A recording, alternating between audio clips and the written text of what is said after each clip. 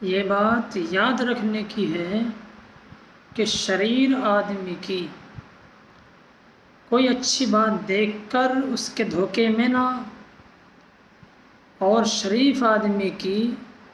سختی یا کوئی غلطی دیکھ کر اس سے متنفر نہ ہو۔ مطلب یہ ہوا کہ شریر آدمی جو شرارت کرنے والا ہو، گڑبڑی کرنے والا ہو، بے ایمانیاں کرنے والا ہو، اس کی کوئی اچھی بات دیکھ کر اس کے چکر میں نہ، کیونکہ وہ ہو سکتا ہے تجھے پھنسانا چاہ رہا ہو، اور وہ نیک کام یا اچھی بات تجھے دکھا رہا ہو، اس لیے کر رہا تھا یہ دکھانے کے لیے۔ اور